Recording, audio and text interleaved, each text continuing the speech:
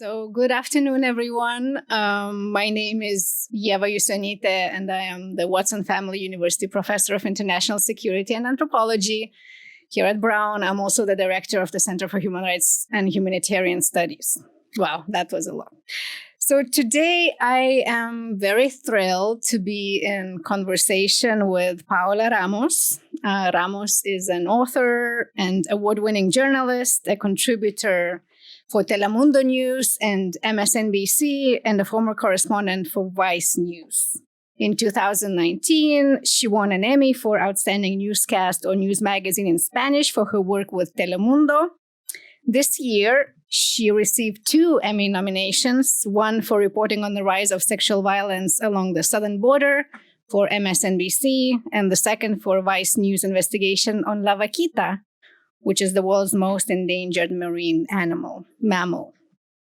Since September, she's also a co-host with her father, Jorge Ramos, of a new podcast, The Moment, which is produced by Radio Ambulante Studios and iHeartMedia's My Cultura network.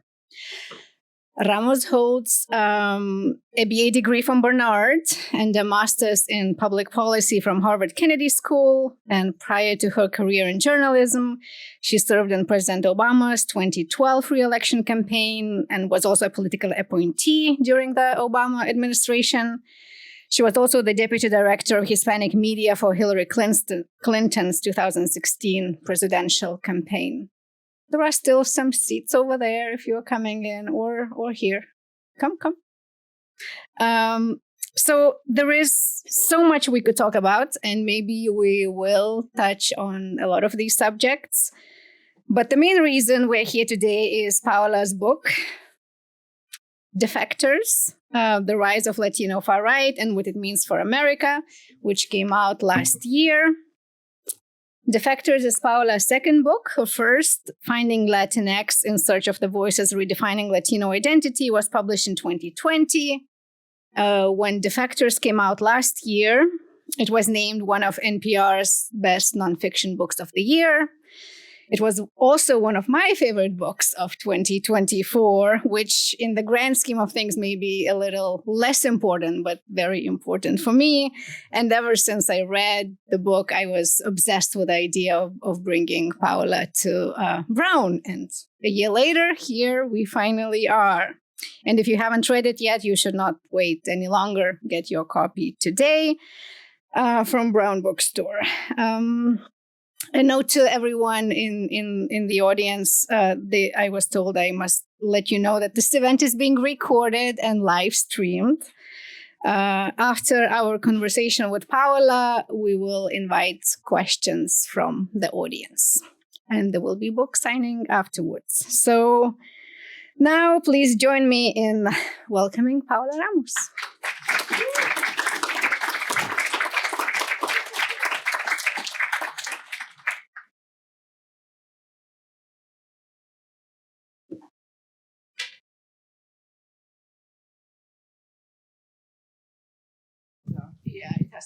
I was just confessing that even from New York City, being in Brown was always like where the cool kids went. And so it truly is, beyond that, it really is an honor to be here. Thank you so much for getting me on campus, and just for all of you for making the time to be here. It means a lot. Thank you. Well, I am so pleased and honored to be in conversation with you today. And you opened the book with a description of this small gathering of Latino MAGA supporters in Miami who were listening to one of January 6th insurrectionists, a Cuban-American man named Gabriel Garcia. And Garcia insists that someone with his name can't possibly be a white supremacist or a racist. And later on in the book, you're hanging out with this other guy, Anthony Agüero, who's first-generation American man, whose parents fled violence in Mexico, and who now spends his days in his truck patrolling the border looking for migrants. So these people could seem like paradoxes. How can an immigrant be anti-immigrant? And how can an Afro-Latina be a racist? But of course, they're not paradoxes. And you write, I've met Latino border vigilantes, Latinos who think of themselves as walking Spanish colonialists, anti-Black Afro-Latinos, Latinos who endorse Christian nationalism, Latino Confederates, and pro-Trump undocumented immigrants. And to explain why we shouldn't be surprised, you take us all the way back to centuries, to the conquest period and to the development of these racial hierarchies in Latin America. You trace the origins of the competing dual identities Latinos are wrestling today, to the contradiction of being both colonizers and colonized, both perpetrators and victims, being descendants of both the indigenous peoples and the Spaniards. So you write, the image America has of us doesn't necessarily translate into the image many Latinos have of themselves. Americans may see us as minorities, but many feel like the majority. They may see us as immigrants, but many feel like border vigilantes on the inside. They may see us as liberal on paper, but many feel conservative in their hearts. They may see us as people who value democratic ideals, but many yearn for authoritarian strongmen. So it is their wish to belong that led some of them, like Gabriel Garcia or Enrique Tarrio, to take an active part in January 16 insurrection. So there's a lot in there. The book is also really superbly researched. You draw on anthropologists and sociologists and historians to make sense of this multicultural face of white supremacy. So let's take it one step at a time. And some of these people in the book that you describe are very famous. So many here might have heard of Enrique Tarrio and Trump's pardon. So Enrique Tarrio was the chairman of the Proud Boys. But other people are, common people you would meet in a hair salon. So can you first tell us what motivated you to want to write a book about Latinos who are moving towards the far right? And how did you choose these specific individuals whose stories you are telling in the book? Yeah, so the motivation, I think, or the idea behind it really starts actually when I'm graduating from college. So when I'm graduating from Barnard, I'm graduating right at a time when Barack Obama makes it to the White House. And so I think like many people, we're very driven, obviously not just by what he represented, which I think looking back, we can all discuss whether or not it was an imperfect message or not.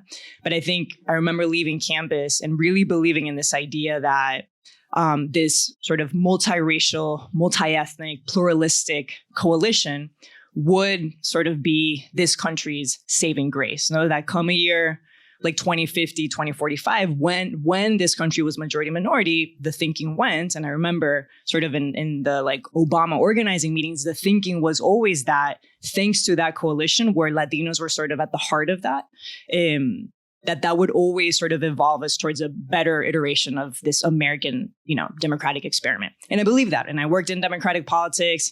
I believed all of it. I mean, I worked with Hillary Clinton, and I remember fast forward being in that Clinton campaign, and even like the last month of that election, every poll, every survey, any internal report that we had, anything that came out of like the supervisors, everything was pointing to this idea that in the face of someone like Trump, that Latinos would sort of rise in these unprecedented numbers, to the point that I remember like we would pitch Secretary Clinton interviews for her to do with Spanish language radio, and they would tell us no, because they were so convinced, right, that sort of Latinos would mobilize. And of course, fast forward to that November election. And the story is not only that Donald Trump wins, but that less than 50% of Latinos show up to the polls. And then you start really seeing, and that's not the beginning, even before Hillary, right? You really start seeing the evolution of a community that starts to leave the Democratic Party. And then every 4 years, Republicans and then Trump starts to really carve out so much of that vote. 2020, Trump gets 10 points more than he did in 2016. So he gets around 38%. And here we are with a Donald Trump that got 49% of the Latino vote after everything that this country saw and witnessed. And so I think for me, I think it took 2016 for me to really want to leave politics, to question a lot of what I believed, a lot of these stereotypes, and really get into the world of journalism, which I grew up around, and ask the tough questions. And that then is sort of what organically leads me to some of those characters that you mentioned. Between 2020 and 2022, as I'm sort of reporting with Vice News and with MSNBC, I start meeting a lot of these people. I meet Enrique Tarrio. I meet Gabriel Garcia. I meet people, Latinos that are flirting with extremism.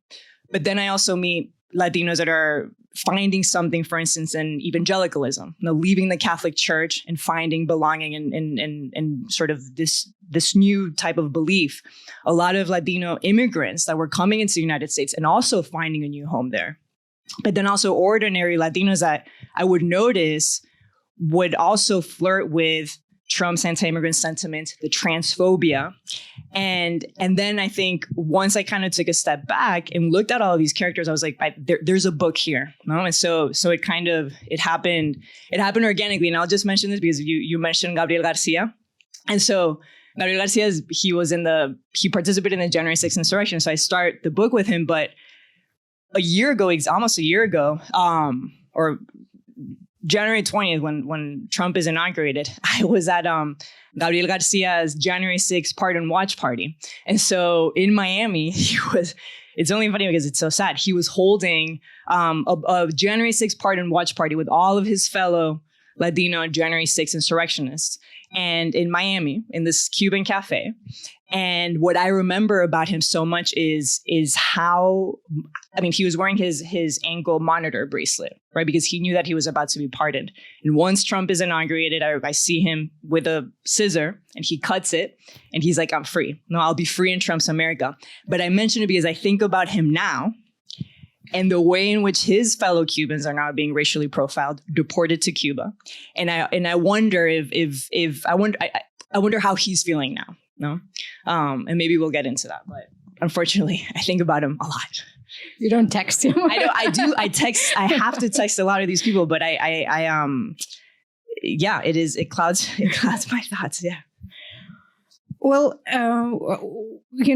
since you mentioned kind of the question of Cubans and also the issue of race, you write that Latino proximity to whiteness and fear of losing it kind of is exacerbated by people migrating to the United States, because here our racial hierarchies and our racial binaries are so rigid compared to much more flexible kind of mestizaje system in Latin America. And this is how you try to make sense of why another person you write about is hairstylist from the Bronx, who you call Isabel, who is 30-something Afro-Dominican Trump supporter. And she insists that she's not Black. She tells you, I am 100% Hispanic. So can you explain why she was saying that? What does race has to do with Latinos voting for Trump? So I think Trump was and is so good at playing the like us versus them game, right? Like so much of why he wins obviously is not because, he went into rural America and was able to like really talk about his policies, but it's because he made so many people believe that we were one of them, no, not one of those. And I think to your point, like, I think there's this idea that as Latinos or as the descendant of immigrants that we don't sort of play that game, but we do. And so you mentioned Enrique Tarrio and also Isabel. So Enrique, for instance, Enrique is the former chairman of the Proud Boys. One of the things that Enrique Tarrio does when he is talking to you in a room, he'll tell you that he's 60% Black, because Enrique is Black Cuban, he's Afro-Cubano. And that's kind of his way of shielding him and his kind of, extremist friends from being labeled as a white supremacist. So he will always say, I'm 60% Black. And then he always reminds you, and then he'll say, but I'm 40% Spanish. Always. Isabel, same. Isabel is racially, she's Black. And when I was having a conversation with her in the Bronx, she refused she did not want to be called a Black woman. But she always wanted to make note of the fact that ella era hispana, she was Hispanic, and always went back to this idea of having been touched by the European colonizers, which in her mind, that Blackness, she will never be as Black as Haitians. No, she will never be as Black as Black Americans in her head, because she too has been touched by the European colonizers. And so I think this goes back to one of the conversations I was having with a scholar, Frank Perez. So he kind of uses this framing, fantasy heritage. So it's this constant need, and I've been a victim of that. This constant need to romanticize the whiteness and to romanticize these like European ideals. And I'll give you a really dumb example, but like I grew up in Madrid. My mom is Cuban, my dad's Mexican, but I ended up in Madrid when my parents separated. So when I speak in Spanish, I have a very thick Spanish accent, right? Like everyone in my family speaks many different ways, but my accent is extremely, extremely thick when it comes to Spanish, no? Sometimes when I'm doing these interviews with people, when I'm out there, they'll stop me and they'll be like, es que tú hablas como una española, tú hablas de verdad, español de verdad, no? You speak the real Spanish, not our Spanish. It's very subtle, it's very stupid, but it speaks to the way in which we've been sort of indoctrinized to like romanticize this whiteness.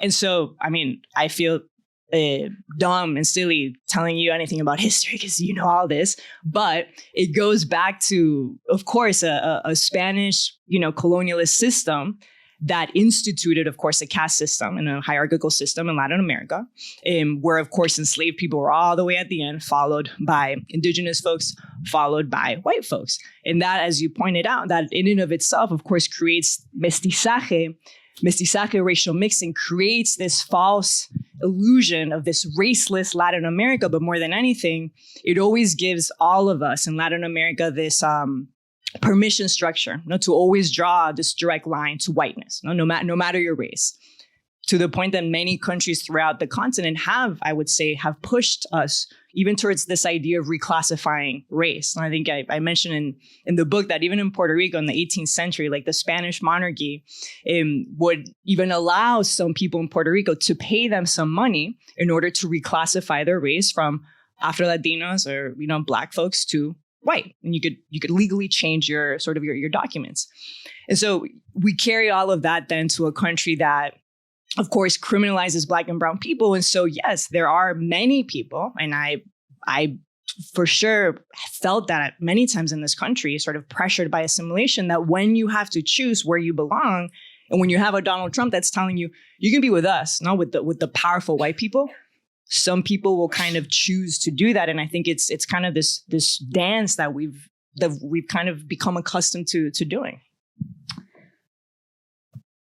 I think you kind of mentioned a little bit of your background, your parents' background and where you grew up. So this question kind of follows that, because you do write about very introspectively about your experience and the shock and the shame that you felt when you just arrived at Barnard and you were directed to go to the English as second language classroom.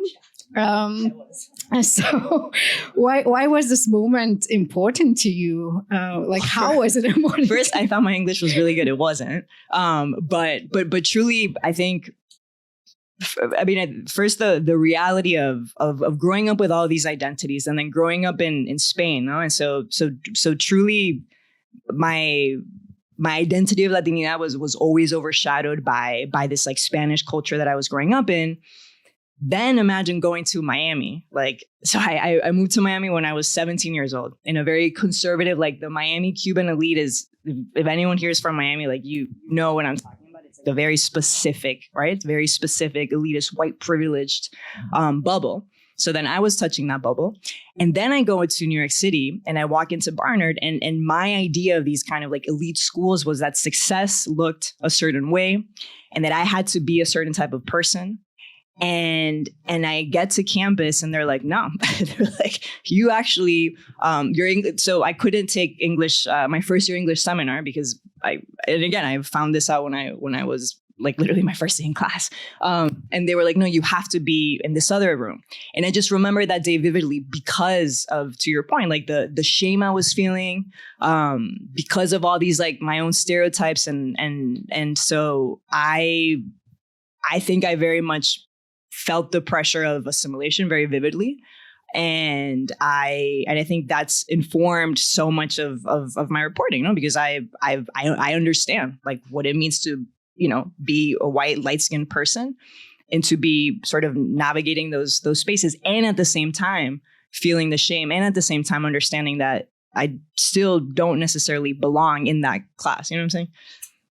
But then you were happy. Oh, no. Then I was like, okay, these are my people. Yeah. But look, but I think, we're also talking about a Latino community that has completely changed, no? Where assimilation has become a big norm. Like, I think now it is third or fourth generation Latinos that are the fastest growing segment within the community. And so what that means is that the majority of Latinos in this country right now are under the age of 50. They're US born. They speak more English than Spanish or Spanglish. And so what the studies also show you is that that connection that we have with this origin immigration story, like that is becoming more and more distant, which then helps explain why when Trump is sort of campaigning in a year or 2 years ago, when you ask Latinos, is he talking about you? A majority of people said no. Until now. Now the story is changing, right? Like now we can have a whole different conversation about what identity means now versus a year ago. But this idea of identity, I think, is constantly shifting among us.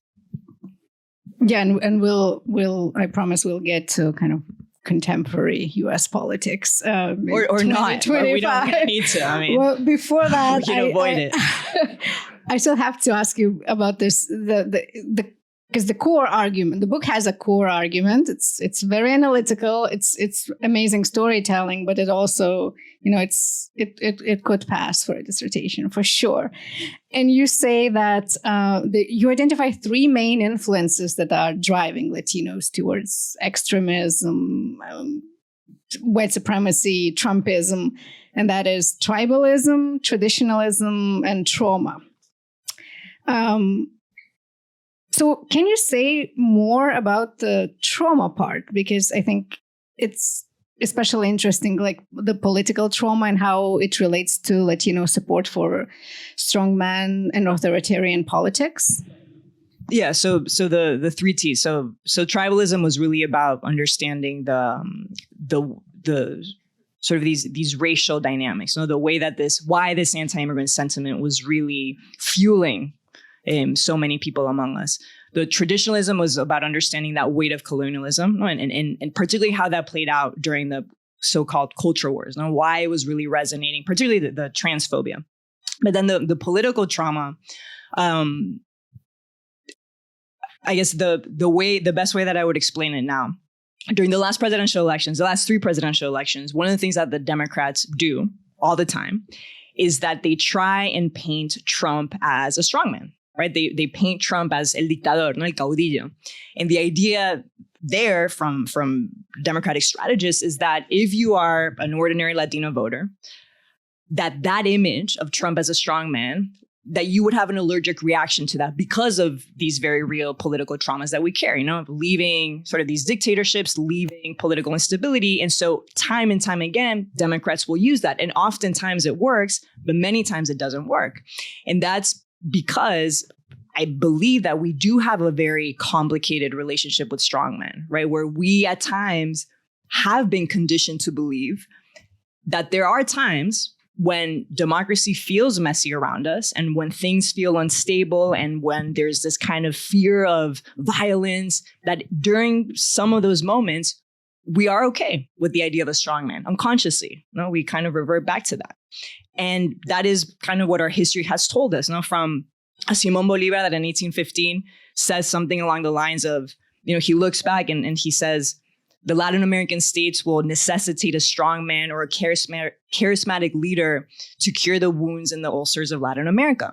And that is what so much of the continent suffered from. These wounds and ulcers that during the 19th century gave rise to many caudillos and strongmen that sort of stepped into these societies to cure us from the instability and the political violence and sort of the rise of other strongmen. And then in the 20th century, you see United States of America that did the same thing. That goes into Latin America. And in the name of curing us from the wounds of communism, reinforced the idea that it was okay to insert military juntas or these fascist right-wing leaders in order to cure us from communism, which then is very similar to what you're seeing in a different way play out in Venezuela right now. It's different, right? Because they're framing this in a different way, but it's almost it's fascinating. And I've been having so many conversations with Venezuelans, right, that have family members that are being deported by Trump, some family members that voted for him, that are now feeling the reality of their loved ones not having temporary protective status. So they're really mad at him.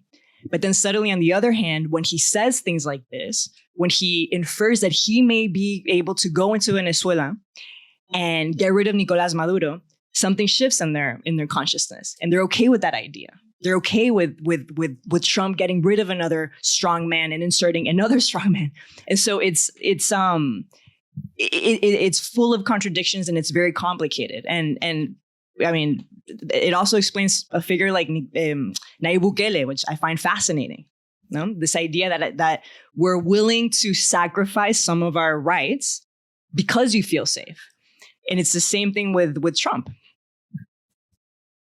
Yeah, it's, as you say, like, these issues are very, very complicated. But having read your book now twice, like, I feel like I have a bit of a clearer picture. So, I really highly recommend this.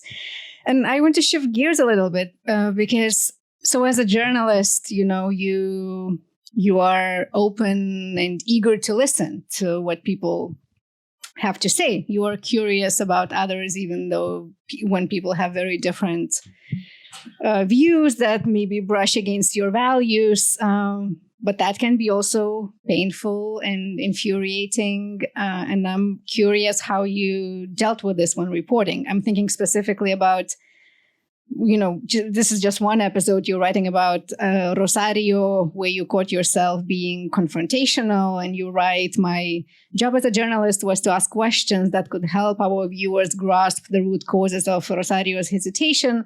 But I was unconsciously treating my interviewee as a perpetrator of disinformation.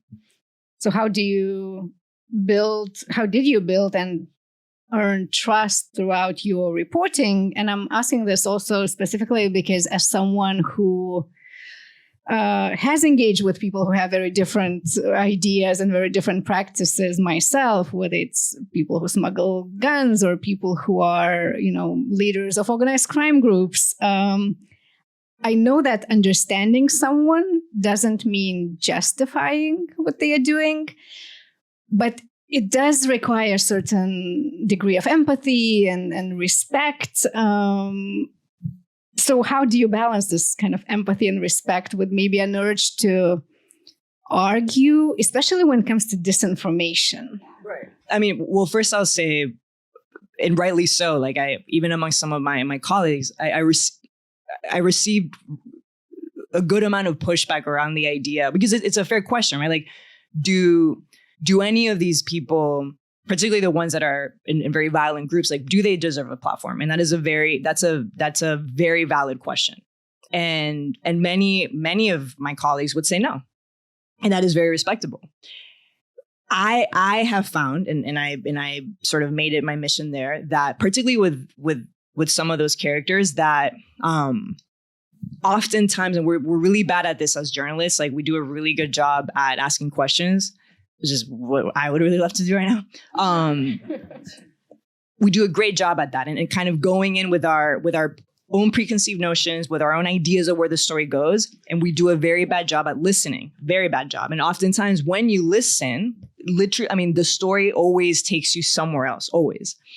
And I have found that with many of these individuals, whether it's a Christian nationalist pastor or members of the Proud Boys or libs of TikTok, not all the time, but oftentimes it has nothing to do with politics and more to do with this kind of like internal struggle that people are feeling to fit in, to belong, to prove something.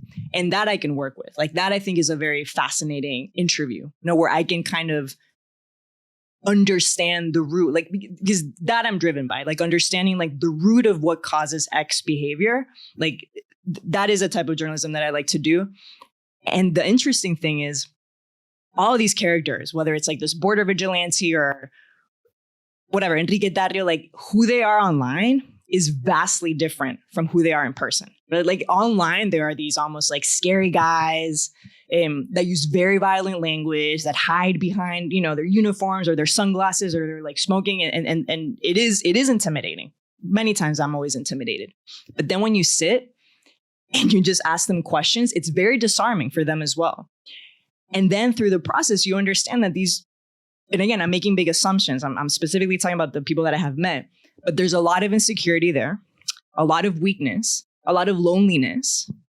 And even, again, because we're talking about Enrique Tarria, like Enrique Tarria, at the end of the day, as a Black Cuban in Miami that grew up not too far away from I did, I can tell you that being a Black Cuban in Miami and trying to fit in is a very hard thing. And that he is someone that never truly was able to fit in anywhere. No, he was always too Black to be a Republican, too crazy to be a Democrat. He went in and out of the criminal justice system. So he's been trying to prove. And in suddenly the Proud Boys, he found what many people are seeking, which is validation and power.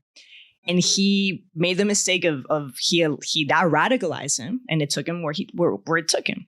But it's the same thing with many other people. No, you find belonging in a Proud Boys club or in a Border Patrol suit or in whatever online group, and like I said, like that is if I frame it that way, I can find the empathy. You know. Well, now the book has been out for over a year, so maybe some of them have been able to read it. Because they do not pay attention to any of the media bubbles that we're consuming. And that's another wild thing. Like, all of them know about this book. They're not tuning into cable news. They're not looking at whatever podcasts, I assume, I'm making assumptions that we're listening to. They are literally in a completely different media bubble, completely different. Maybe they read a review, maybe they're like, cool. And then, I have no idea. But they are not in tune with any of this at all. So I received, and honestly, like I've been having these conversations in Miami. Like I've been even trying to like have, like online forums, nowhere to be found. So it's not like I was assuming now they will say, oh, we were so misunderstood. Thank you, Paola. Now you get it. Now everyone gets us. No. And I would welcome that. But no, I mean, I still have relationships with mostly all of them. They know it's out there. I mean, I'm very vocal about, but I really hope that I did justice to the nuance in their lives. And because I think it's way too easy to sort of categorize them as these like extremist Trump people. And I think the harder part is to understand the nuance. And it's so much more than that book. But no, I think about that all the time. Like, when am I going to get, and I get a lot of like hate emails and comments and stuff, but never from them. Maybe it is their friends, but it's not from them. Now that I think about it, like maybe, yeah, maybe they send their trolls, but no, we're pretty cordial.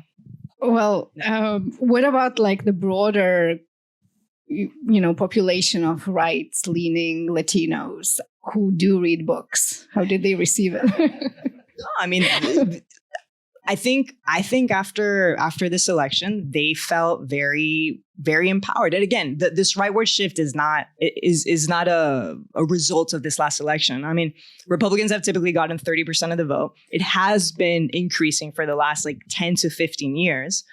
But I think the wake up call was less for them and of course more for Democrats, right? And I think that there has been a big wake up call. Now, the problem now is that because of these recent elections in New York and in Virginia, in California, I think now they're falling into the trap. Democrats are falling into the trap of believing that now it's fixed. Because now Latinos are back with the Democrats and they're like, oh, there we go. We did it.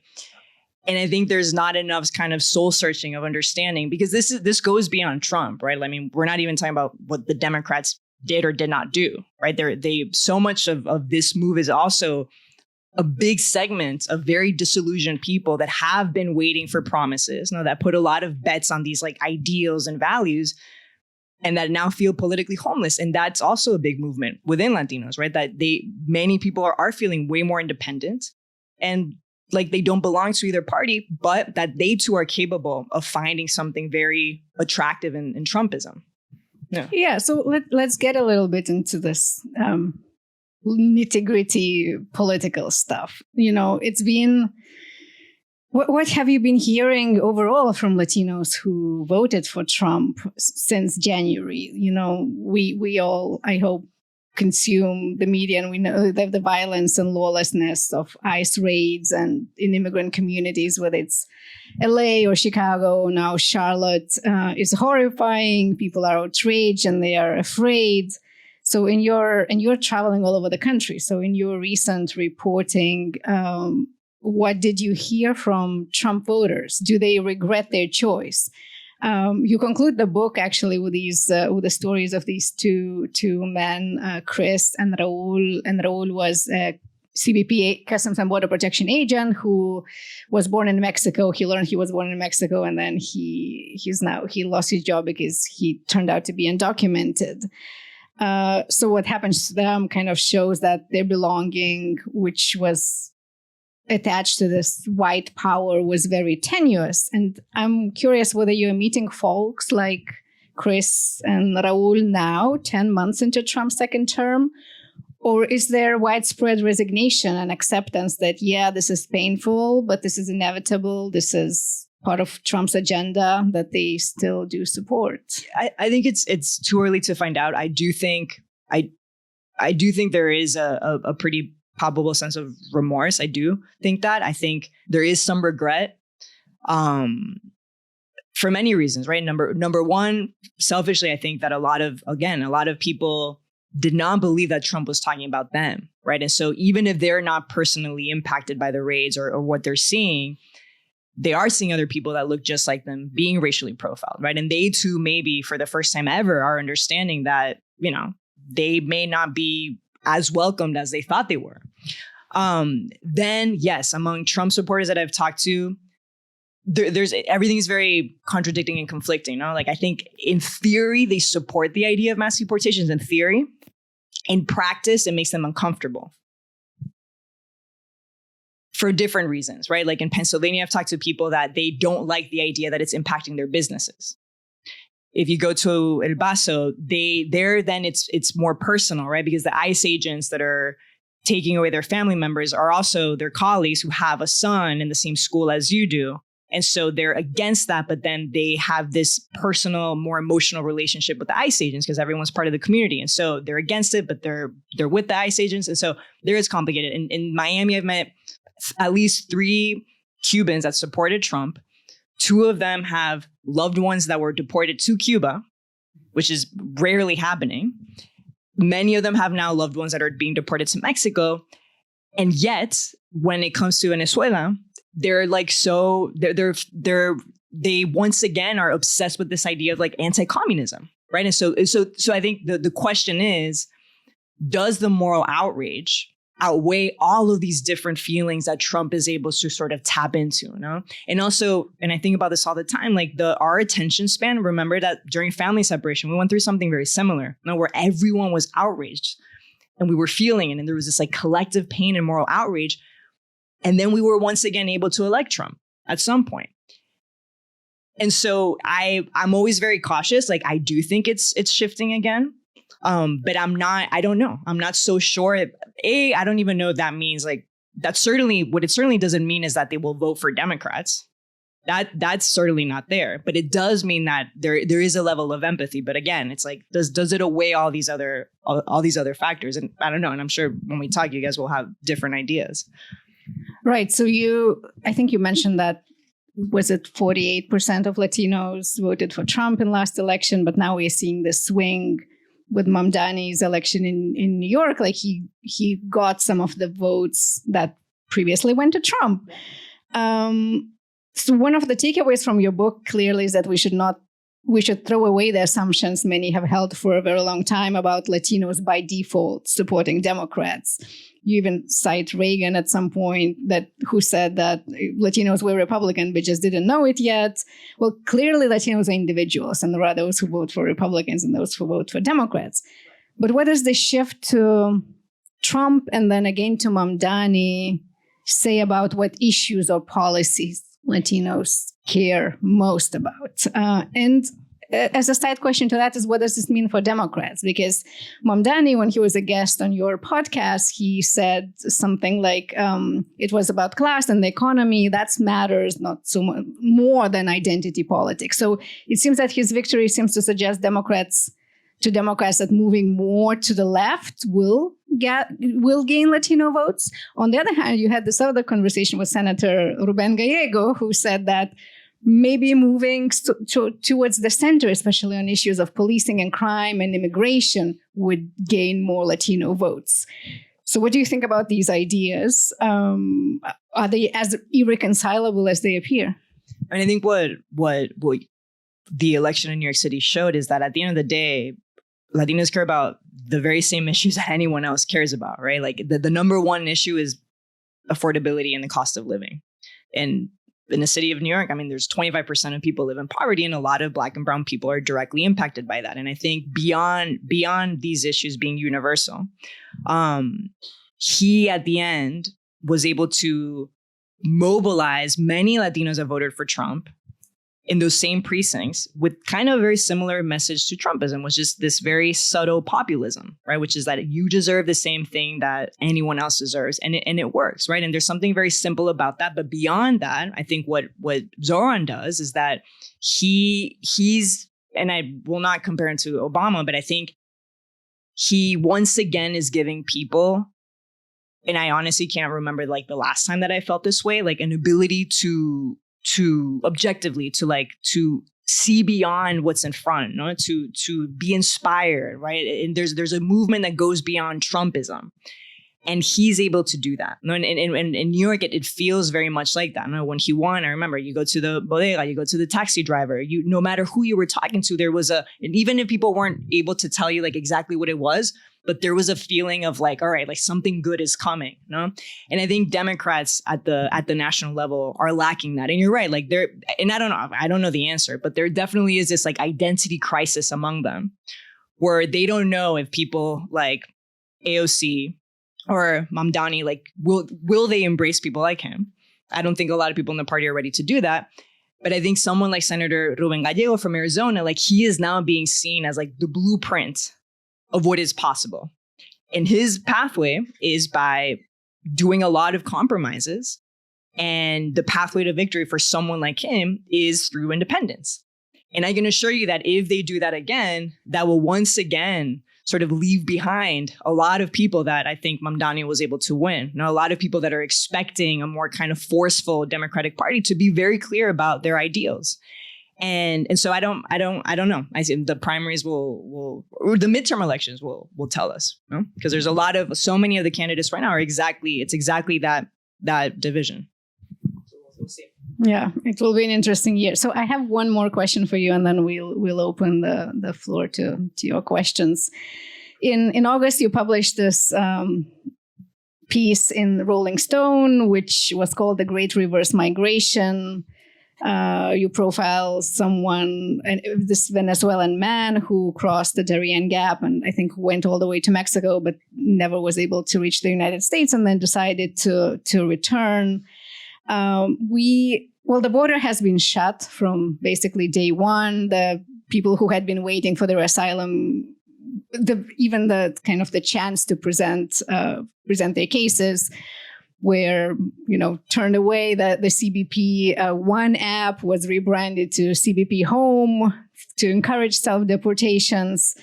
And as we are seeing masked men with like no identity tags, dragging people off the street, kidnapping them and like putting them in this detention system and then deporting them to countries where their lives are at risk, people are beginning to think maybe it's time to leave. Do you think this trend of people leaving the US, I wouldn't say it's really voluntarily, but, at least not on a nice airplane. Do you think it's temporary, or is it kind of a more structural change? Is the American dream over, Paola? I don't know, but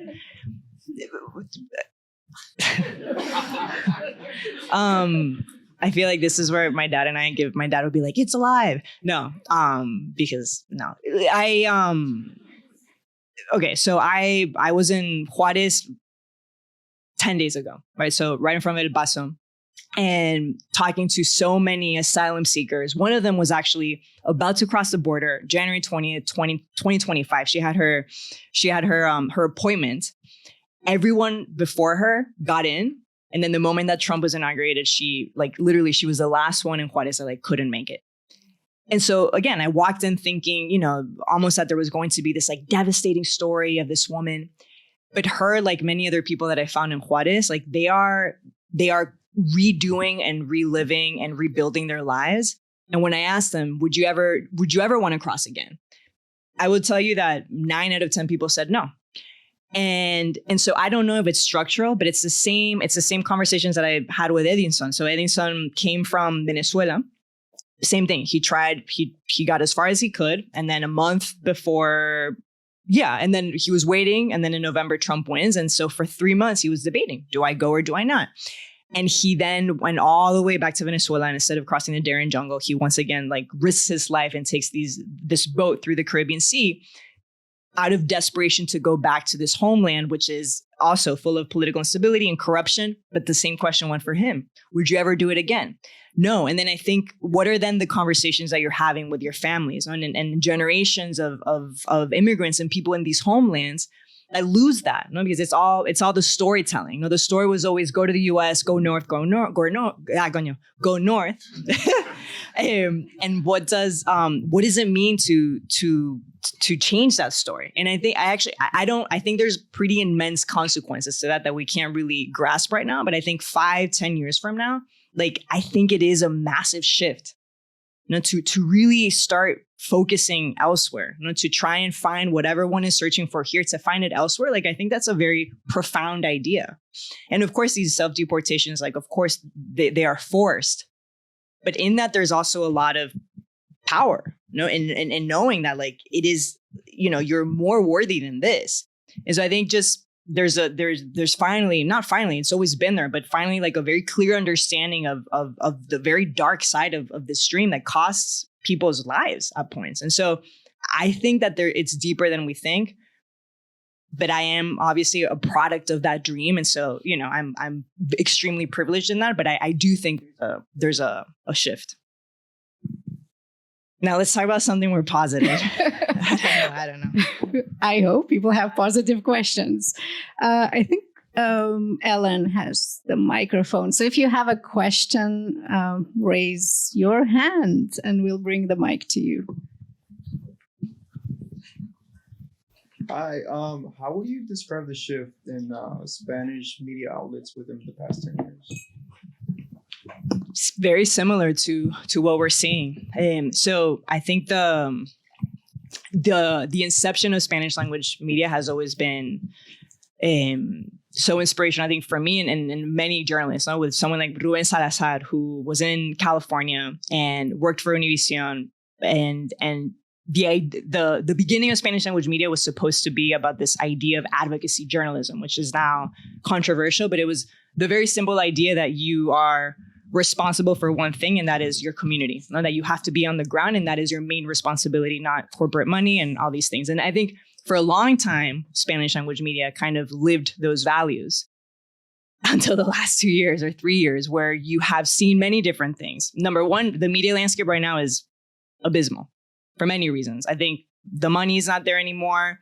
But then there's, of course, all these political forces that you're seeing all the time. And I can even tell you within, kind of the corporations that I move in, the idea of self-censorship is happening because everyone's sort of tiptoeing. And in Spanish language media, I think the idea very similarly is that we would kind of be untouched by that. And it's not true at all. I think a couple of things. Number one, I think some of the big bosses there are also betting on this idea of a changing audience that wants more conservative news. And so there has been a big effort to kind of ask the question of what is the Spanish language Fox News? And that's a very real conversation that people are having. There have been many attempts to create the Spanish language Fox News. Most of them have failed, but there's been a lot of money that is being placed into creating these tech companies that are pumping out this content. And yes, and I think in a place like Univision and Telemundo, editorially, it's shifting. The times that they had Trump and, did interviews with him, very little accountability, very little pushback. And obviously I'm biased, but it certainly is editorially, like there's a very, very real shift there. And the issue of mis and disinformation, I think at this point is like so much, particularly obviously online, but it is so ingrained in absolutely like everything that you read. And so it's been I think it's a very demoralizing time in journalism at large. But yeah.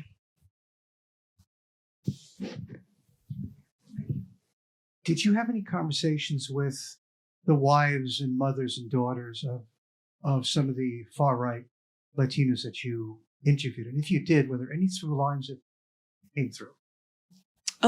Less so with them. Like I've met Enrique's mom, I've met Gabriel's mom. They're very proud moms. They're very proud of their sons.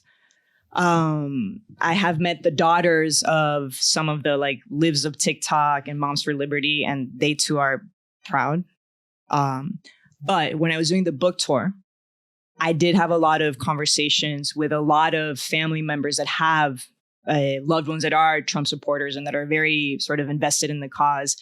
And a lot of it, even I just got back from El Paso, like I said, 10 days ago. And one woman was sharing that her brother's a Border Patrol agent, and she broke down, like completely broke down. And told me about her inability to even have conversations with him, and that she was very, distanced now from her brother. So that comes up all the time. And I think it is from what I'm gathering, like it is a very painful reality that people have to navigate and make the decision. Like, and again, that's very personal. Like I just observe, like, and I also have family members in Miami, like Cuban family members that also love Trump. And I too have distanced myself from them beyond political reasons, because again, they almost like disavow of so much of what I believe in and even the way that I love. And so I would say, yeah, I think it's a very painful thing. And I think it stems from almost these stereotypes that we were made to believe, which is that it was impossible to love someone like Trump, and that was impossible to sort of turn your back on your own people. And unfortunately, it's just more complicated than that. Yeah. Thank you. I'm from El Paso, so shout out El Paso, I guess. I love the shout outs. So, growing up in El Paso, I had a parent who was deported, and spent a lot of my time crossing between El Paso and Juarez. And for this parent, he had this heavy distrust in the Mexican government still. And he would make us cross over like groceries and medicine and things like that, because he still had this huge trust in America and the American dream. And I've talked to a lot of community members back home with this feeling in their chest, still very much identifying with American nationalism, even though they're undocumented or have been profiled by Border Patrol, and you mentioned my front door neighbor was Border Patrol, and things like that. So kind of your thoughts on this, and if you've, being in El Paso and talking to a lot of folks, have you heard of people still very much identifying with this nationalism and the American dream, especially on the border being such a policed area, and also considering Fort Bliss and just how surveilled the border is, but people still heavily believing in America and the American dream? So just your thoughts and perspectives on that. Yeah, I mean, I was there 10 days ago, and actually I was trying to get into Fort Bliss. Fort Bliss, so Camp-East, Montana now is I think it's the largest detention center in the country. I think it has the ability to house 5,000 people, and I think they're currently at 3,000.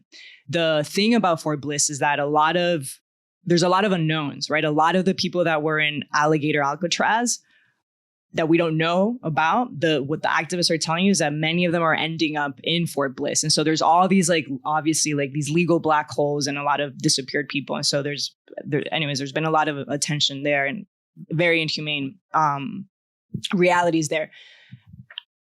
My thoughts about El Paso, just based on this last visit, and I think they change every time, is there's something, to your point, there's something that makes sense, something very different that's happening there. I was in an immigration courthouse. And so what I witnessed there was different from what I've seen anywhere else, where in a weird way, there was almost this sense of respect between the ICE agents, that I saw them taking away 3 people, because the ICE agents knew the lawyers that were representing the people that were talking to the judge.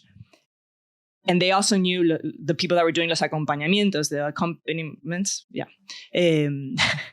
And so there was this deep trust, I would say, between the ICE agents, Border Patrol agents, lawyers, and the I can't say that word, acompañamientos people. And so again, because we're talking about people in their own community that trust each other. And I think there's an understanding that many people that are getting these like ICE jobs, as you know more than anyone, it's a ticket to a middle class life, no? And it's a job and it's a salary, and people know that. And so I found that dynamic very, very different from what I've seen in New York City or even in Miami. So I'll say that, and then I found also so much pain there, almost more than I've seen anywhere else. So much pain because so many people, and I think not enough attention has been put in the southern border. I think because we're so used to the narrative that it's happening there constantly, so many families are being touched by this. And I think it's the uncertainty that is driving people almost to hysteria, right? The uncertainty of you have a loved one that is in for bliss. You can barely talk to your loved one. And you don't even know when your loved one is going to be deported and where will they be deported? And so the logistics of planning that I can see is creating just so much anxiety. And then going back to this question, I would say that what I kept hearing is it may be time to go. No? And these are US citizens. I mean, these are people that have lived in El Paso that have loved ones, and that kept coming up so much. It may be like we may have to go. And that is more worthy than living with this like paralyzing anxiety. So I didn't really answer your question, but these are just like thoughts from this area that it's such a beautiful place and so dark at the same time. Yeah. Thank you. Yeah. You talked a bit about the Republican Party and Trump's ideology and campaign attracting Latino voters, but I was wondering what your thoughts are on the Democratic Party kind of pushing them away, or if you think they are, and like you said, center or more progressive, and I was wondering what your thoughts are about what the Democratic Party can do better, because I think everything. They seem to be doing a lot wrong. Everything. I don't know. Like if we tried to right now, even between us, like say, what are Dems for other than being against Trump? I think we would all probably have very different answers. And I think that's the problem. I mean, even during the election, right? You saw a Democratic ticket that I think they were almost like betting on this side. I think they understood, or they came to this idea that they couldn't do what I think Joe Biden did pretty well in 2020, right? Which was after family separation, he really leaned into this anti-Trumpism by really embracing immigrants, right? Like so much of those final days of the campaign were about family separation. And remember all those like campaign ads were all about like having the country listening to those children crying.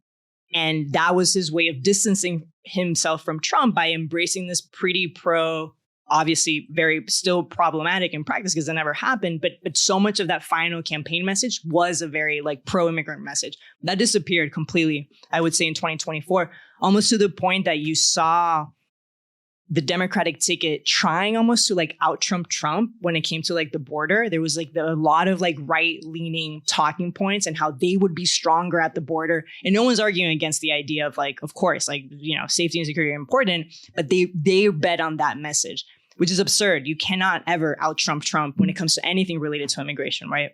But then I think going back to the roots of the party beyond immigrants is with everything, with trans people, with you know, whatever sort of moral, quote unquote, controversial issue. I think there's a yearning from a lot of people to feel embraced and safe in this party. And I think a lot of people don't. And maybe now, I think they're doing a lot of messaging around the ICE raids, but still there has been no conversation around comprehensive immigration reform. The border is, quote unquote, like border crossings have plummeted. So that was my question to Senator Gallego. So when is the right time to have this conversation again? Because it's not happening. So I don't know if they've lost complete faith in that conversation ever happening again. Someone like Gallego believes in this piecemeal approach where you kind of support citizenship for dreamers and then maybe for parents, and then maybe you get to 12, 11 million. But my sense is that people, and by people, I think a lot of important segments of these like battleground states feel very disillusioned with that approach because they've been hearing for over 30 years that one day, they will be worthy enough of being American citizens. And it just never came. And so I think that right now there's a big, big void in leadership. Yeah. I'm wasting my time here. I understand that your concept is that the Republicans, particularly those who support Trump, are racist and white supremacists and have a lot of insecurities and stuff. Might it be possible that there might be other causes? Like, for example, if you go to Oneyville, which is not too far from here, there are a lot of Hispanic businesses. I've been to soup kitchens myself. Usually when I see Hispanic people there, they have paint on their jeans, and they have hands like my father had hands, a little big. They're working people, and maybe they're looking for less taxes, maybe for their convenience store or for their liquor store, their taco shop. Maybe they're looking for more work. Somebody's going to build the industry back in the U.S., and maybe that's the selling point. Maybe it's not because they're racist. I never said that it's because they're racist. I said that they have tendencies and can be racist. And I think it's very important to distinguish that and to also say that to be a Latino or to be an immigrant does not make you immune to racism. That's the point of it. It's not that they are racist. And I think you're right. But I think the point of the book is to go beyond these sort of surface level economic messaging. Like, was the economy a driving factor? Yes. But I believe to give your vote to Trump, it had to go beyond. There's a reason why 90% of Black women did not vote for Donald Trump. They too were preoccupied about the economy, and they too were preoccupied for every other reason that many Americans are thinking about. But and also a majority of Latinos did not vote for Trump, right? Like, we're talking about a 48%. And so and I'm not talking about the Republican Party. I think there's something deeper about what Donald Trump and Trumpism represents. And I've seen it with my own eyes, and I've heard it from his mouth, and I've seen the actions. And I think the drive towards Trumpism, to me, goes beyond the cost of living. Might be the same reason I vote for Mandani. I don't communist. I think it's because he's different. A Democrat. Democrats have a reputation for being rich and corrupt. And that's why people vote for Trump. He's going to shake things up. They're not sure what. They're not sure how he's going to do it. He seems to be pro-business. The same with Mandani. The situation in New York City is terrible. It's the housing, the way that real estate works, the way that they tax this. There's a whole bunch of empty shops in New York City. We maybe have time for only one or two more questions. Thank you. Thank you so much. This is an honor to be here. This is a slightly complicated question. The too long didn't read version is, how efficacious is it to think about a Latino vote or Hispanic vote? Because I remember being in Texas, and this is in the 90s, the two Bush brothers are running for governor, one in Florida and one in Texas.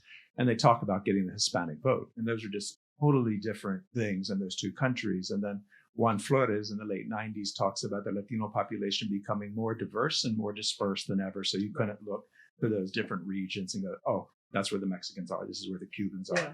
And I'm wondering going forward for the Democrats, how efficacious it is to think with that umbrella term, given how diverse it is, but then how granular would one have to become to dissect those categories to make them politically efficacious? No, I think that's the question. Like, is there even, and I think it's a social construct, right? Like, is there, in Latin America, there's no such thing as the Latino community or the Hispanic community, really, right? So it is a social construct that I think made sense for many years, right? Like, there was this 30, 40, 50 years ago, this very real solidarity among a group of people that had just migrated here, that found many things in common, whether it was language, food, culture.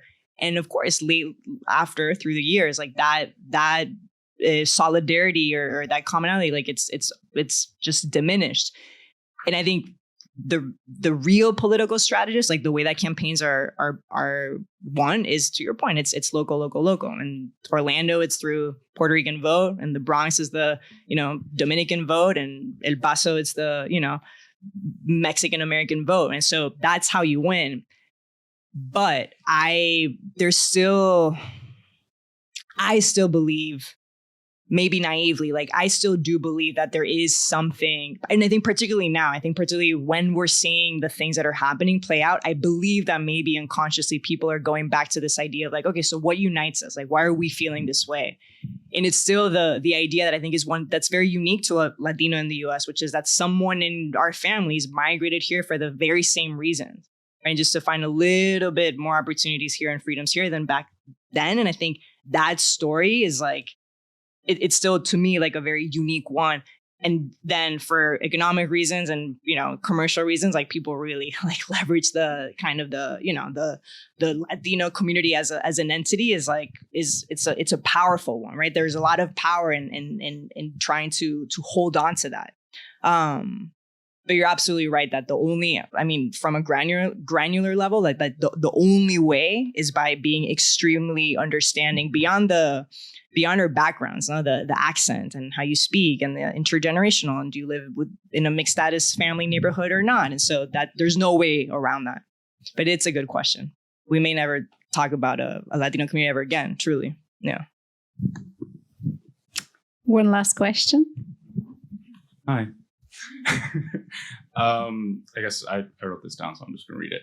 I guess in a time where many of us feel like giving up or feel kind of jaded or just like exhausted, right, emotionally, physically, especially those of us who may be like US born citizens, but are like in the process of even considering like an escape plan, and wanting to get out of this, right? And of course, I know that comes with a lot of privilege as well, to even consider that. What keeps you going? Right, like you are in a very tough job world. What keeps you going?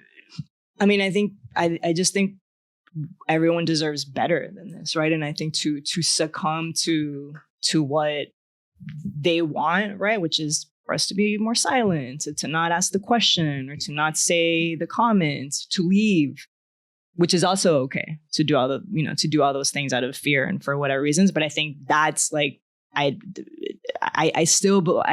believe in my freedoms as much as I believe in anyone else's, and so I refuse to sort of cave into that. But I also understand sort of the deepness of just how painful all of this is, right? So I'm never here telling someone like, you have to fight. No, like there's a role for everyone. But I think the most important thing is to just understand like the value, the immense value and like beautiful value that we add to this country, to these rooms, to these conversations. And I feel I'm still very proud of that. And so I think it's important to keep going. What do you think? I'm serious. Right. Well, that is a very, I think, good last kind of question and orientation towards the future. So thank you again for coming all the way here.